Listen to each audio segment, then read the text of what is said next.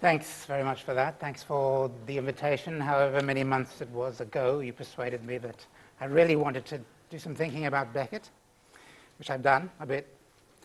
And Angela's going to get rid of this, because I don't want intergalactic imagery to distract you from my golden words. But that's just going to make it worse, isn't it? Turn it off. I'm going to turn it off. We don't need it anymore today. No. My talk is in 6 parts, but don't worry, some of them are very short. 1, introduction. Turn that one off, too. That one off, too. Great. In the spring of 1989, I was teaching a graduate course on deconstruction, ethics, and literature at Rutgers University. Oh, water, that's good. And preparing to fly to California to carry out an interview with Jacques Derrida as part of a new project of collecting in a single volume English translations of his most important studies of literary texts. Not long before leaving, I asked the class if anyone had any questions they would like me to put to Derrida. We were studying one of his essays at the time. And I suppose I shouldn't have been surprised that the response was at first a stunned silence. Then one of the students made a suggestion in line with his own particular interests. Can you ask him why he's never written on Beckett? The student was a man called Stephen Dilks, who I believe is quite a respected Beckett scholar now. I did ask the question, and Derrida's answer, duly published in this book, Acts of Literature, has been quoted, and once today already, in fact, mulled over many times by students of Samuel Beckett. I think especially of the probing discussions by Asher Shafranets, Daniel Katz, and Eva Ziarek. Going back to Derrida's comments in preparing this lecture, I was struck by the degree to which they resonated with my thoughts in offering to talk about the trilogy, as we might read it today, no doubt because Derrida's understanding of literature and the literary has been highly influential for me. Nevertheless, I believe that the implications of his comments have not been fully taken on board in Beckett studies, or for that matter, in literary studies more broadly. I'll just remind you of a couple of his remarks in answer to my question, and this quotation and some of the others are on the handout. How could I write, sign, countersign performatively texts which respond to Beckett? How could I avoid the platitude of a supposed academic meta-language? And a bit later, the composition, the rhetoric, the construction, and the rhythm of the works, even the ones that seem the most decomposed, that's what remains. That's the work. That's the signature. This remainder which remains when the thematics is exhausted. I think Derrida must have added all those quotation marks when he got the translation, because we did this interview in French, and revised it for publication. I didn't remember that he did rabbit ears or anything. Now, this isn't the time to give a full account of Derrida's ideas about what it means to respond to a work of literature, to countersign performatively the signature of a singular author. I have tried to develop these ideas elsewhere, but not in relation to Beckett. I'll have to summarize rather brutally before moving on. If a work of literature is a singular performance, it has some of the characteristics of a signature. The signature I write on a legal document is a unique inscription made at a particular time and place, yet at the same time it possesses a generality that separates it from me and makes it recognizable and repeatable, and hence forgeable. And it implies a promise that any future moment I will acknowledge what I've signed here. Though promises, of course, can always be broken, and as Derrida would say, a promise which was not breakable wouldn't be a promise. It would simply be a factual statement about the future. In a similar way, a work of literature, one that possesses the qualities for which we use the term literature evaluatively rather than just as a blanket category of a certain kind of text, a work of literature is the unique product of the mental labor of an individual in a particular time and place, yet it participates in general codes and conventions that allow it to be read and that cut it off from its author. And it's open to an undetermined future rather than being shut in on itself in the present.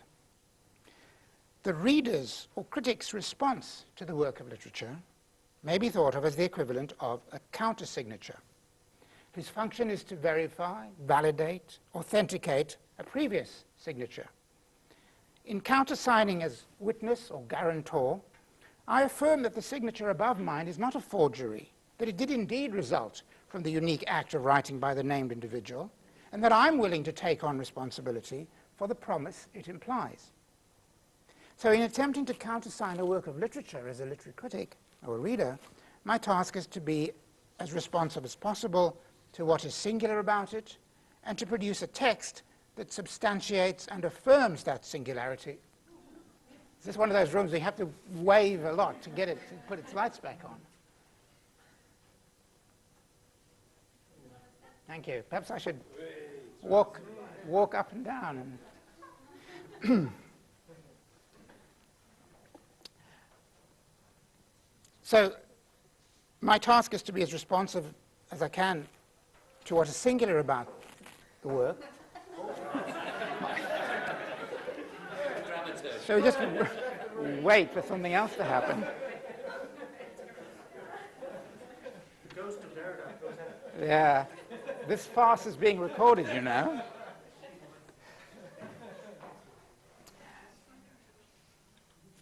My responsibility is to produce a text that substantiates and affirms the singularity of the work for my own readers, and to take responsibility for what I understand as the work's own opening to otherness and futurity. My countersignature has, of course, all the properties of any signature. It offers itself as my own singular response in the context of a particular time and place, yet it owes its readability to its separation from me, its participation in general systems of signification, and it implicitly promises to hold to its assertions in future.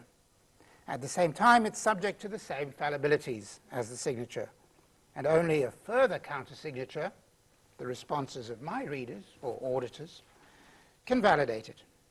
As you can see, this model allows for no finality in the sequence of singular responses. And we should remember that works of literature themselves may be the most effective countersignatures to earlier works. But this account doesn't quite go far enough. What does Derrida mean when he claims that in the case of Beckett's texts, he's unable to countersign performatively? There's a sense in which the signature doesn't come into its own as a signature, rather than merely a scrawled name, until it's countersigned. If not physically, in writing, then at least in the act of recognition and affirmation by a competent reader, someone who's got the right protocols and can judge. Similarly, the literary work remains an inert string of words until it is in some sense performed. At its least developed, this would mean reading with a full engagement with the work's particular constellations of sound and meaning, movement and reference, fictional inventions, and historical embeddings. But in trying to answer my question, Derrida was talking about a response in the form of writing. Why have you never written on Beckett? Like the written countersignature that transforms the scrawled name into a signature, the written commentary finds a singular but readable way of bringing into being for other readers the special power of the work to which it responds. Again, it must be borne in mind that although the singularity of the critical response is not opposed to but imbricated with generality, it emerges from a specific context and lays no claim to universal truths. If I write a text that performs the singularity and inventiveness of a literary work, as that singularity and inventiveness happen for me now, my hope is that I will contribute to the richness of the experience others have of the work, and in doing so, I would hope to keep the work alive for future readers. This emphasis on the experience of the work for the reader, not, I hasten to add, the reader understood as some sort of pure subjectivity, but as occupying a particular node within a given culture at a given historical moment, points to another aspect of the literary that I've drawn attention to elsewhere and that I want to bear in mind as I turn to Beckett. The work of literature, understood as literature and not as any of the other kinds of work it may simultaneously be, from historical document to moral treatise or psychological revelation, is not an object but an event. This is not to hypostatize some ideal temporal sequence from beginning to end, taking place in countable minutes, but to focus on the way the work happens, the sequencing of elements, the build-up and relaxation of tension, the posing and resolving of enigmas, the withholding and unfolding of information, and so on. I'm in sympathy with what Margot Norris calls, in a recent book on Joyce's Ulysses, virgin reading, withstanding, heuristically, the temptation to read into earlier parts of a work information only provided later. Never mind information dug out of the archive. While acknowledging that what she calls the veteran reader will have this knowledge ready to hand to complicate the virgin reading. To this conception of the work, I want to add a preference for minimal over maximal interpretations. A resistance, in other words, to the generation of allegorical or symbolic meanings, to searches for hidden meanings, unconscious ideological biases, or ingenious polysemy. If such complications of meaning are to be adduced, I believe it should only be after an attempt has been made to read as literally as possible. I owe some of my thinking here to my colleague and friend Henry Statton, with whom I've been having a protracted email conversation on these topics, which we hope to publish one day. Somewhat to my surprise, I find myself wanting to echo Alain Badiou. It is time, he has said, to take Beckett at his word, prendre Beckett au pied de sa lettre. This is what I'd like to do in revisiting the trilogy. Part 2, exposition. There's little evidence that Derrida's reluctance to write on Beckett has been shared by others, although we learned this afternoon that Rancière is someone who is even more reluctant. And we are the beneficiaries of responses not just from Badiou, but from Lukács, Adorno, Cavell, Blanchot, Bataille, Deleuze, Zizek, Critchley, and others. But the explosion of secondary material on Beckett in the last 15 years or so, as you all know, has had little to do with his philosophical interest, because empirical approaches have been dominant. And very important work has been done on Beckett in Ireland, Beckett in medicine, Beckett in science, Beckett's debts to other writers, Beckett's notebooks and manuscripts, Beckett's letters, and Beckett's life, to go no further. Much of this work is of inherent interest. Beckett was and remains a fascinating individual, and the sources of an immense creative output such as his will always intrigue and absorb, and some of it makes a direct contribution to the kind of literary reading that I've been describing. And if we read Beckett for reasons other than literary ones, and I don't mean at all to belittle these reasons, for example, to throw light on Parisian intellectual life, to discover features of Beckett's personality or habits, to understand how the texts came into being, to trace buried allusions to historical events, etc., we're in a much better position now than 20 years ago, thanks to the outstanding labors of so many scholars. There's a familiar pattern of academic commentary here, especially in relation to an author perceived as peculiarly difficult. The first phase of interpretation focuses on the text and proposes ways of making it as intelligible as possible, including the application of various theoretical models. Then this mode of criticism tends to run out of steam, and given the institutional pressure to write theses and dissertations, to speak at conferences, to publish articles and books, a rich trove of new possibilities is offered by the increasing availability of manuscripts, notebooks, memoirs, letters, and other archival materials. I've witnessed something like this happening in Joyce studies, and I can see that it's just about to get off the ground in another field in which I have an interest, Coetzee studies. I welcome this conference then as an opportunity just to ask if the world of Beckett studies has been, for a little while, overlooking, or at least taking for granted, the reason why Beckett has been the subject of this enormous scholarly effort. And that is, surely, the extraordinary experiences of reading, hearing, and watching Beckett's work itself. Now, rather than attempt to talk about the entire trilogy, I've decided to focus on the Unnameable as the work which has some claim to be Beckett's most substantial challenge to literary norms, and not only those operative in the late 1940s, 1950s when it was written and published, but those that govern our reading today. Not that some of his shorter texts don't operate even further outside those norms, but I think the Unnameable has special status because of its length and because of its position as the culmination of the trilogy, or more usefully perhaps what has been called the pentalogy, starting with Murphy, or even if we take Mercier-Camier into account and risking misunderstanding, the sexology. While not going quite as far as Zizek, who terms the Unnameable the absolute masterpiece of 20th century literature, I regard it as one of the important literary works, one of the most important literary works of the last 100 years. I also find it engrossing, baffling, funny, painful, and heartening. In commenting on the experience of reading it today, I want to bear Derrida's words in mind.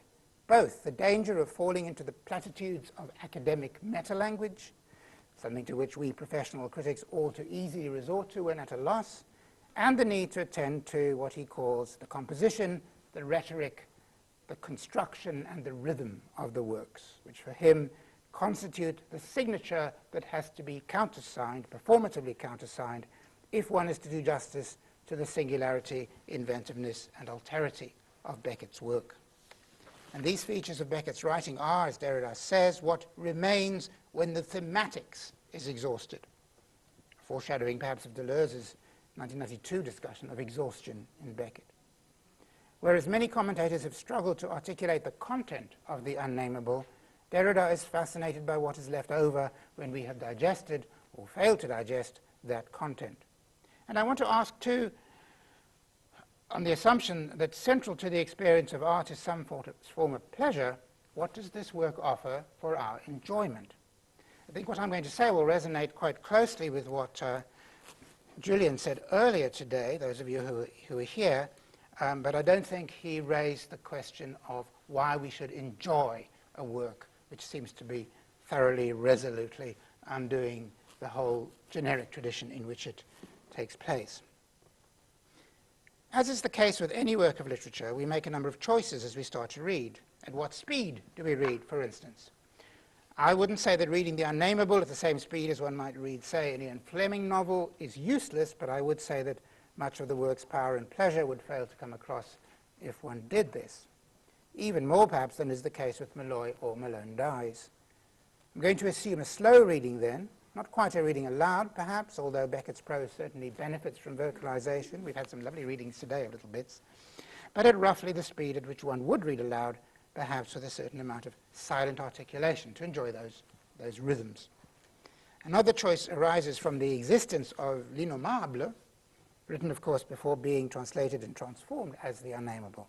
Do we ignore it, or do we attempt to read across the two texts? I wouldn't dream of being prescriptive here. The reader without French has plenty to be going on with in the English version alone. But since the practice of cross-referring enriches the experience of each, either by emphasizing the particularity of each version or by clarifying one version in the light of the other, I'll have recourse to occasional dips into the French. I'm trying to present this as the way I read Beckett, which may or may not correspond to anybody else's way of reading. So part 3, which is the first part of the development. One way to begin with the question of Beckett's singularity in this text is to begin at the beginning. Where now? When now? Who now? Unquestioning. I say I. Unbelieving. Questions, hypotheses, call them that. As a practiced reader of novels, I bring to the opening of a work a host of interpretative tools and expectations. Some of these belong to the mechanisms of language itself.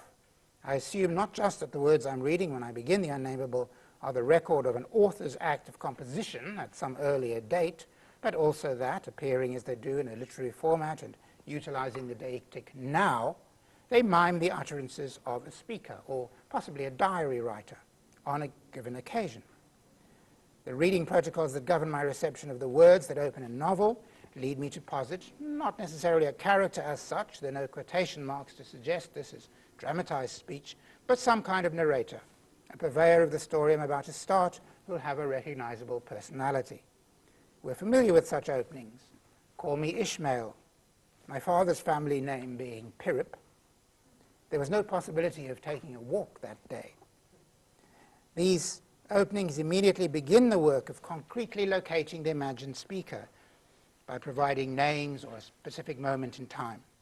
But the opening of the unnameable not only defeats any such expectations, but undermines them, since the voice immediately denies that the questions just uttered involve the act of questioning, and goes on to deny any belief in the first-person subject who appeared to have asked them. At least this seems to be the meaning of these gnomic utterances. There are other ways of understanding them, but if we have the French text to hand and use that to clarify, which may or may not be justifiable, we do find something a little more easy to understand. Où maintenant? Quand maintenant? Qui maintenant? Sans me le demander. Dire je. Sans le penser. Appelez ça des questions, des hypothèses. The first person pronoun appears earlier in the French than in the English, sans me le demander, without my asking it, rather than just unquestioning. And the following sentences spell out the speaker's lack of belief in his first person, dire je sans le penser, saying I without crediting it, literally without thinking it. The doubt that's been cast on the question is then further intensified as they are given an alternative name, hypothèse, and whether they are questions or hypotheses depends apparently on what one chooses to term them. French and English are in agreement here. Call them appelez ça, though the ordering of the sentence in the two languages is different. As the text proceeds, I seem to be in the presence, at least early on, of a recognizably human speaker who says things like, I have always been sitting here at the self-same spot, my hands on my knees, gazing before me like a great horn owl in an aviary, or the tears stream down my cheeks from my unblinking eyes. Yet that human body is quickly revealed as a construction of the voice which has the power to remove the tears in the space of a single utterance, a single sentence. I'll dry those streaming sockets too. Bung them. There, it's done. No more tears. I'm a big talking ball. Soon there's only a voice, and a voice with no certainty of origin. It issues from me, it fills me, it clamors against my walls. It is not mine. I can't stop it. I can't prevent it from tearing me, racking, assailing me. It is not mine. I have none. I have none. I have no voice and must speak. That is all I know. So those readerly presumptions with which we started are now in tatters. It seems wrong to talk of a narrator except as something fabricated within the text only to be abandoned, or even perhaps a speaker, or to use personal pronouns of this voice. If we use the unnameable as a moniker for the speaker, we limit its possible relevance. It might apply also to the place, the time, the events. Though there is, it's true, an appropriate paradox in a name that denies itself. I'm left, it seems, with the voice, though even that perhaps is too suggestive of a human body with vocal organs, something that's certainly questioned by the voice itself. A further fact plays into my experience of this opening. I begin the Unnameable as the reader already of Malloy and Malone Dies. Whatever Beckett's own misgivings about the idea of the three works constituting a trilogy, I start this one with a strong feeling that it follows on from the other two, and references within the text will strengthen this feeling, just as some proleptic moments in the earlier works are now fully realized. For such a reader, the now in these opening questions carries the implication now that we have moved beyond the end of Malone Dies, and raises the problem of going on after apparently exhausting both human life and the resources of fiction. The latter suggestion also encourages a degree of identification between the voice we're hearing and the implied author who has created it, the author responsible for those earlier works, now left with nothing to say and nowhere to say it from. What's true of the opening of the Unnameable remains true throughout. It demands constant mental activity and a high degree of alertness to the language. We find Adorno writing at the start of his notes on the Unnameable, necessity to read each sentence rigorously from beginning to end. Part of the strenuousness arises from the constant effort the voice makes to evacuate from the text those novelistic and linguistic assumptions we as readers bring to it. Julian's already given us a very powerful commentary on that aspect of it. Some assumptions do, though, survive, I think. For instance, I read the work without ever doubting that the words are all to be imagined as in some way emanating from a single source. Not because they form a consistent narrative, far from it, not because they don't keep denying that they are the source of the words, but because there's no overt signaling of any major change within the text, as there is, for instance, in the two parts of Malloy. Not all commentators share this conviction, I must say, but I find that's what happens as I read The Unnameable. It seems to me, in some sense, the same voice from beginning to end. And somewhat more problematically, I find that I assume the source is to be imagined as human, or at least having some connection with human being, in spite of all the challenges this notion receives. Since this is the default assumption for the occurrence of natural language and in the absence of any strong indication of a speaking animal or object. This isn't to say that a discourse without a sense of a single origin, human or otherwise, is impossible in literature, and Beckett may be thought to have explored this possibility in his later texts, and some poetry of the last 40, 50 years also, I think, tries to do that. And we've also heard earlier from Corey and from Maeve about the mechanical nature of all language, which Derrida emphasizes, that it, in some sense, it's always inhuman. But I still find that as a novelistic assumption, there is something about a human personality is not quite the wrong word, but a human presence in the voice of the unnameable, which may not be the case for some of Beckett's later work. Another assumption I hold on to is that of a single implied addressee, occasionally apostrophized as you, although, of course, the overriding impression we get is of a self-address, which I'm overhearing. The reader clings, thankfully, to these few remaining generic protocols, like Ishmael to his coffin. Part 4, second part of the development. My discussion of the opening of the Unnameable has not strayed far, if at all, from Derrida's platitude of a supposed academic meta-language, and though attempting to specify what's singular about Beckett's writing, it can hardly be said to be a performative countersignature. There are many ways in which a critic might attempt such a countersignature, from reflecting on the experience of the entire work, bringing it into contact with other works, earlier, contemporary, or later, placing it in a variety of possible contexts, and so on. I'm going to examine a very short passage that I chose pretty much at random in the hope that by tracing the elements that play an important role in my reading of it, can convey something of my sense of the whole work's singular eventfulness, which can only ever happen be the way it happens for a singular reader occupying a unique place in a particular cultural context, as we all do. So by the time we reach the passage that I chose, which is about 3/4 of the way through the book, the rhythms of the voice have become very familiar to me, though they've modulated from the relatively staccato sentences from the beginning, at the beginning, through a variety of longer and shorter sentences to these extremely long sequences of phrases separated by commas at the end.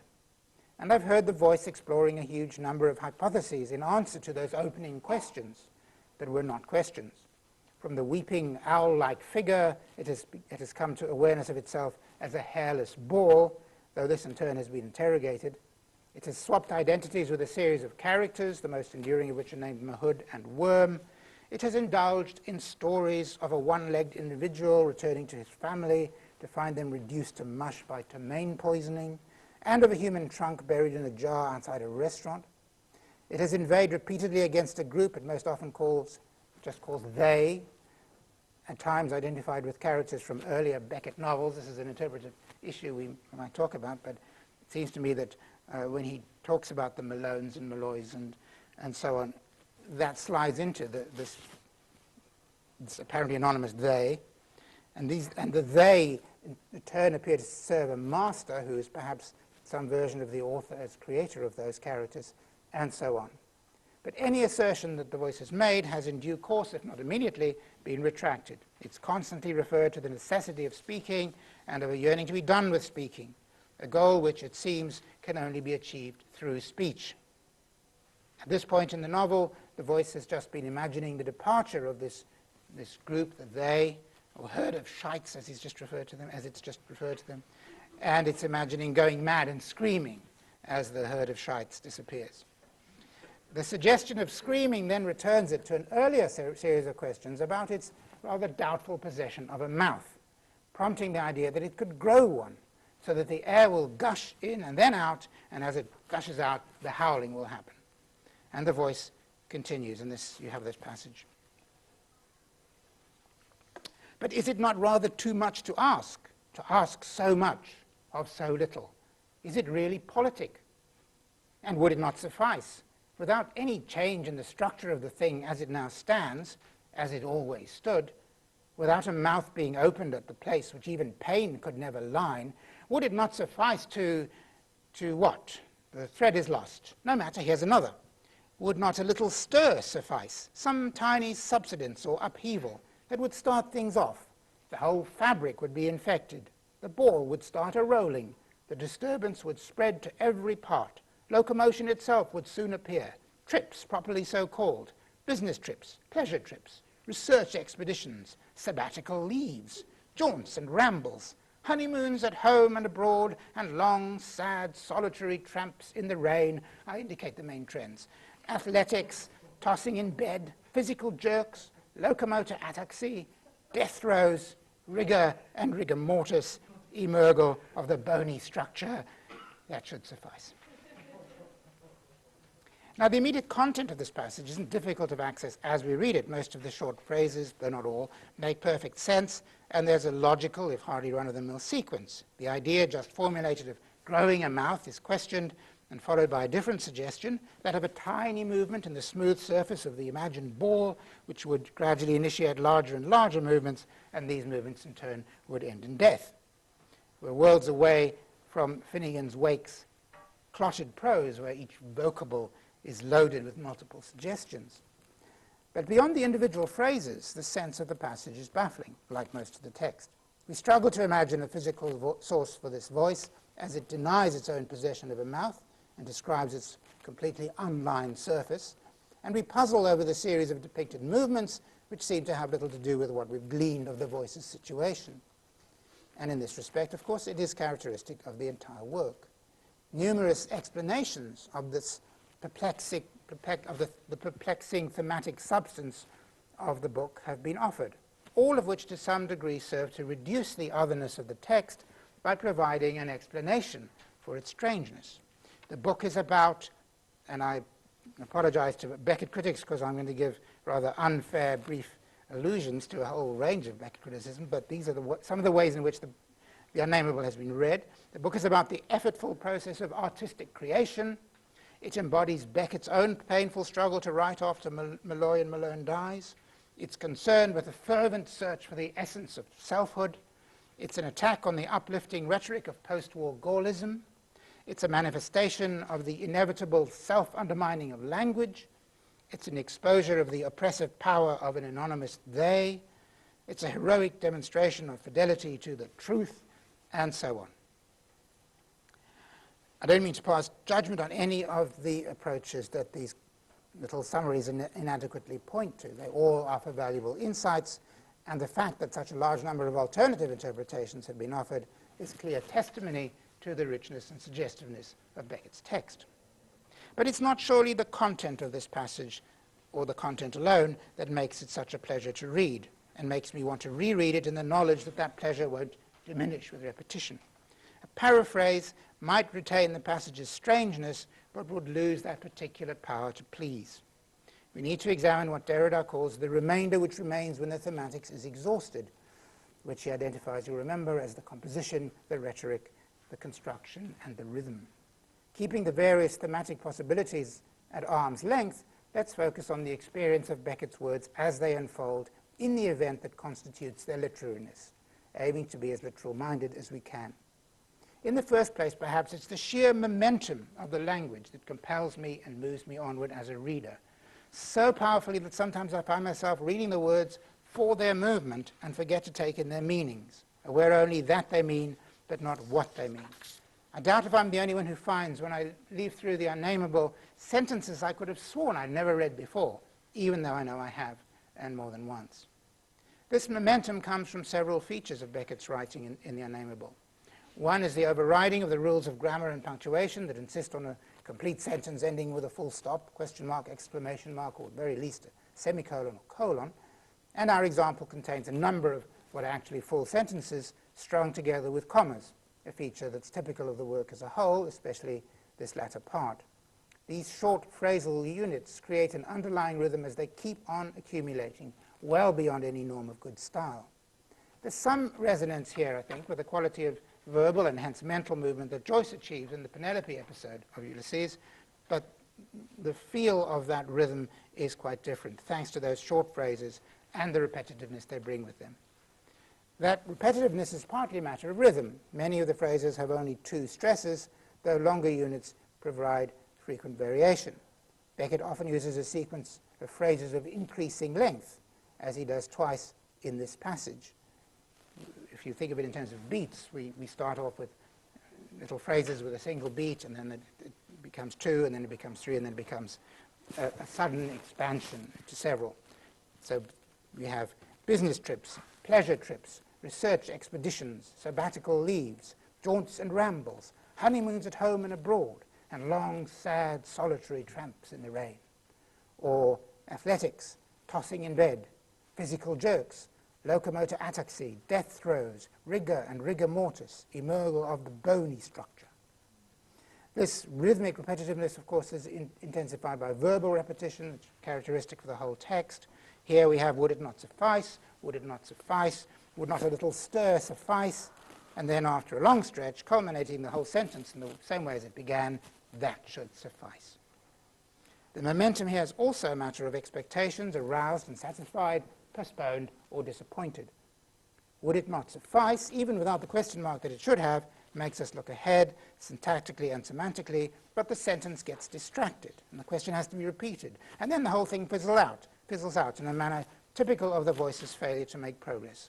Would it not suffice to what? The thread is lost. But the voice is not dismayed, and we start again. No matter, here's another. Would not a little stir suffice? And then we have that extraordinary sequence of bodily movements, getting ever more ambitious, from mere locomotion to trips to athletics, and then descending to death and decay, pulling us onward to find out what comes next.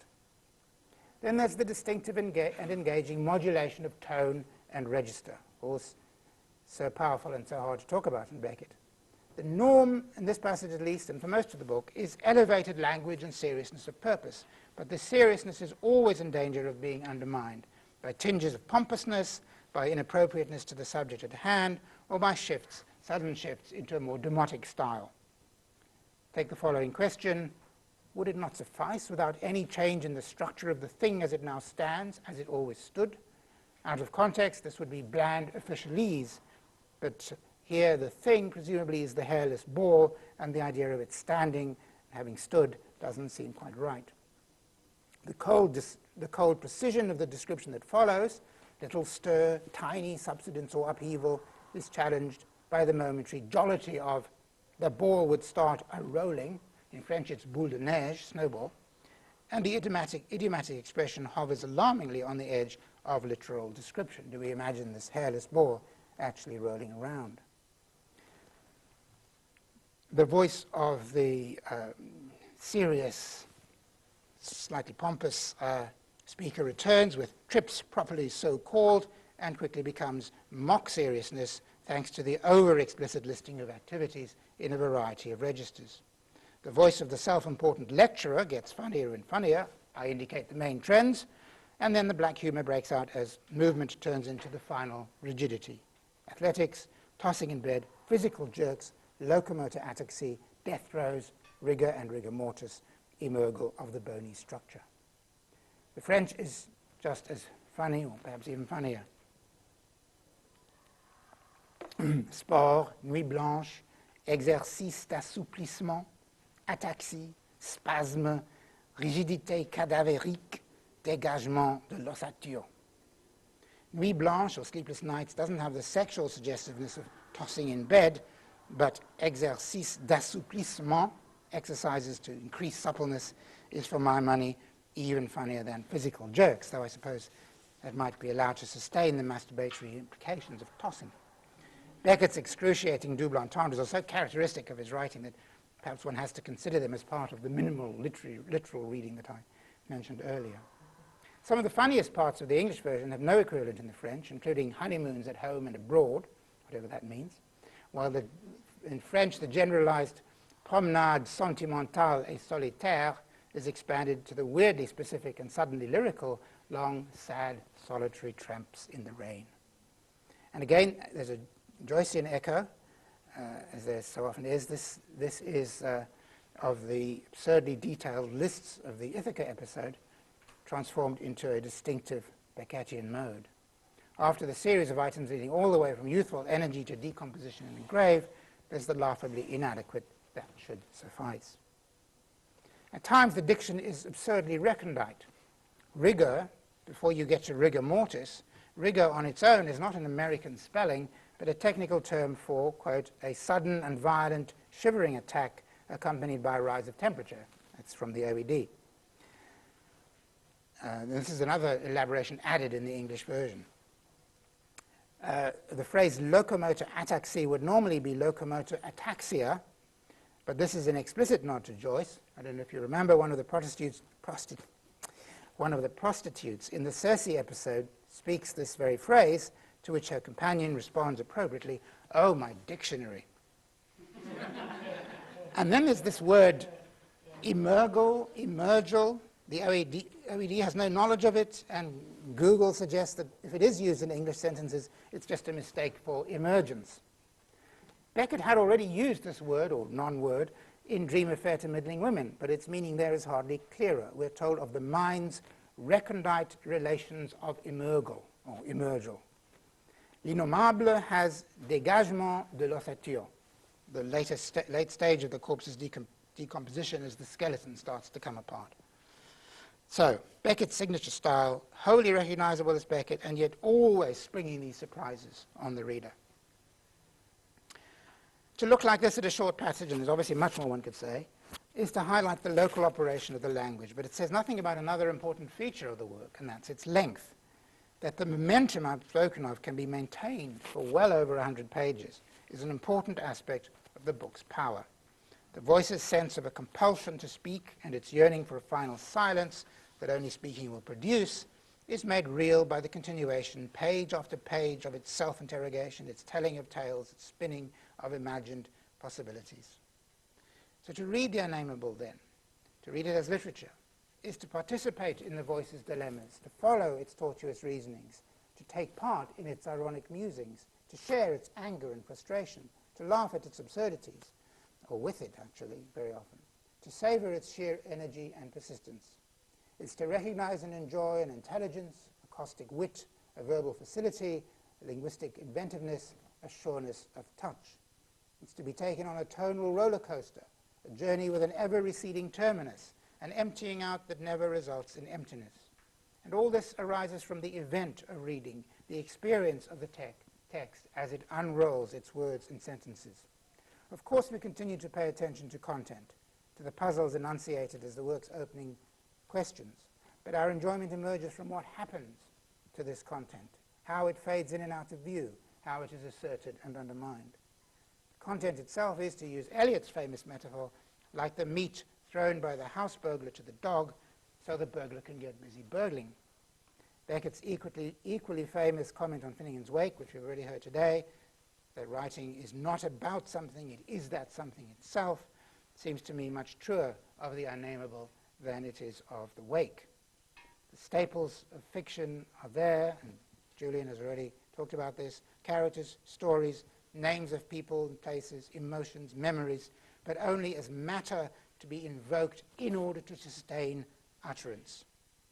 This was true to a certain extent of Malloy and Malone Dies, but now the displacement of content, narrative, theme by the event of utterance itself reaches its radical limit. Part 5, and the last two sections are very short. Recapitulation. Many years ago, I published an argument about Finnegan's Wake, rather brashly claiming that this work of Joyce's should stand not as an anomaly on the edges of the literary universe, but at its center, since it exploits to the full the resources of the language and of the literary tradition. Could one argue something similar of the unnameable, in spite of its huge differences from the wake? Joyce seized upon literature's deployment of the referential and symbolic capacity of language, its ability to bring into being richly detailed worlds, both subjective and objective, and pushed it as far as it would go. He enhanced the capacity of words to resonate with multiple meanings by eroding the fragile limits, or limits that turned out to be fragile in his hands, that constitute single lexical items and distinct languages, and capitalized on the echoes and reduplications among the world's myriad stories, packing into a few syllables a host of concepts, historical allusions, and narratives. Beckett was taken by the other side of this property of literature, the fact that the inner and outer worlds it conjured into being so readily could be dissolved with equal ease. He made use of language's capacity to unmake what it has made, a capacity that many earlier literary works had tentatively exploited, from lyric poems drawing attention to their own verbal constructedness, to novelistic narrators insisting on the fictionality of their narratives, but that none had turned into a central principle. With these claims that the work concerns the operation of the language of literature, now I may seem to have fallen back into the thematic mode. But these are not philosophical arguments to be extracted from the text. What the trilogy does is to stage these paradoxes, to take the reader through them as oscillations and self-cancellations that actually happen as he or she reads, and to make of this an engaging and entertaining work rather than a mental exercise. The literary force of the work, then, its singularity and inventiveness, the space of otherness it opens in our closed world, emerges only in the event of reading. What we experience in reading the unnameable, perhaps more purely and powerfully than elsewhere, is literature as event, the eventness of the literary. And this is what I believe we need to be reminded of today, when there's some danger, a little danger maybe, of forgetting just why Beckett is important, which is also why literature is important. Final part, Coda. I write this sentence here at my computer, looking out through my study window at an unusually blue sky, and what I write is full of meaning, my meaning as a human subject at a particular place and time. But as I've just spoken this sentence, now in this lecture hall, it has lost that plenitude of meaning. It's become a record of a moment in another place at another time, and it could easily be spoken by someone else, further dislocating it from that origin. And not only has it lost that fullness of meaning, there can be no guarantee that it ever had that kind of meaning. Was it perhaps written on a plane over the Indian Ocean? Is it a quotation from a novel? Was it produced by a computer program into which a number of words were fed? The voice of the unnameable addresses these questions in many places. Here's one of very many examples which you'll be familiar with. These things I say and shall say, if I can, are no longer, or are not yet, or never were, or never will be, or if they were, if they are, if they will be, were not here, are not here, will not be here, but elsewhere. Our daily use of language is designed to fend off such doubts, and literary works, while taking advantage of the separability of language from both producer and referent, usually try hard to maintain the illusion of an unshakable bond. Beckett saw that there was a kind of bad faith in this doubleness, and the unnameable is his most ambitious attempt to meet it head-on. The challenge, of course, lay in writing a work that exposes the duplicity of literary language, which is also the power of literary language, without simply demolishing itself after a sentence or two, and further, to write an extended work that would grip and please a reader from start to finish. Part of Beckett's solution was to make a comedy of sorts out of what could have been mere negativity, to create a voice that could enunciate in multiple ways the fundamental untrustworthiness and auto-destructibility of language through its repeated efforts to establish some sure ground of bodily existence and mental existence in a specific place and time, while searching for some means to achieve a coincidence of language and its referent, its goal being the silence that represents the only sure way of escaping the deceptions of language, and to do all this with a wry sense of its absurdity, a good humor that gives way at times to distress or anger. Since the only assured existence the voice has is as utterance, it can't simply stop, which might be an argument for taking the ending not as the achievement by the voice of its goal, but simply as an acknowledgement that books have to have conclusions, as do lectures. Thank you.